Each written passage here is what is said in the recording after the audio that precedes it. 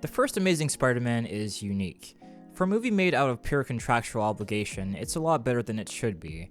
If you were a preteen in the early 2010s like me, then this was our Spider-Man, at least for a little bit. Every time I watch this movie again, I always find something else I like about it. It's not the peak of Spider-Man media, but it's a damn good Spider-Man story, and here's why I think so. Let's start by talking about the soundtrack. Hans Zimmer always gets praised for his work on the TASM 2 score, as he should because it's great. But James Horner needs his flowers too. I love the more somber and low-key feel his score has compared to his contemporaries. When he chooses to ramp up the horns and bring out that more orchestral sound, it intensifies whatever scene it's in. A great example is with the crane swinging scene. I used to see people make fun of this all the time, but I don't see how. The build up to the beat drop puts my brain in a state of euphoria.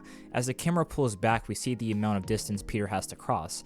As he gains speed, the track begins to do the same. When Peter jumps off the building and misses the crane, the intensity of the music drops and it dies. When Peter rises back up, the score rises too.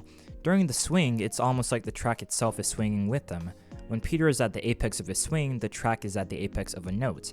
That extra attention to detail is what I love about movies. When the visuals and the score are in complete sync with each other, you create some really cool stuff. Speaking of cool, let's talk about the filmmaking. This movie has a more muted color palette compared to its sequel, but it never looks muddy. The use of strong cinematography and low-key lighting techniques give a lot of the darker scenes a sense of scale and texture. By texture, I'm referring to the tangibility. When you look at something, your eye can tell if it's a real thing or not. If CGI is involved, it's always a question of how to blend that seamlessly with real assets. One way to do this is to set most of the action at night like this film does. Let's look at the final swinging sequence. The final swing in this movie is the best of any Spider-Man film. Oftentimes I see people bring up this lens transition in Spider-Man 2, but no one ever talks about this one in TASM. This shit is just as cool. The sound design here is also really good. Like, you can hear the air puffs from his web shooters all throughout the scene. That combined with the speed and fluidity of his movements is just peak. I wish I had more educated words to say, but I'm sorry, this is just raw. I want to take a moment to talk about Mark Webb. As far as I know, Mark Webb doesn't have any horror genre ties like Raimi or Watts. Outside of 500 Days of Summer, he was largely a music video director. Yet his understanding of these characters are on par with some of the best Spider-Man adaptations, especially with his understanding of Peter Parker. Peter is a nerd, yes, but he's also very angry and spiteful. He can be selfish, but also very selfish. There's a nuance to him that helps with the relatability. If there was no Uncle Ben or Aunt May, he would have ended up being a sociopath. Andrew's Peter shows this off better than any other live-action version. An argument I used to see a lot was that he was too cool, and I'm like, did you guys even watch the movie?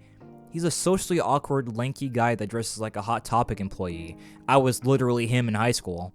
Throughout the entire story, he's a teenager trying to find himself, his place in the world, and in doing so, he becomes a better man, a Spider-Man, if you will.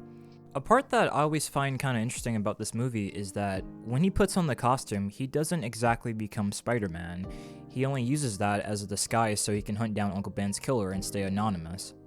He technically doesn't become Spider-Man until after he saves the kid from the car, and I think that's just really powerful and such a unique way to do the origin story. It's all stellar character work.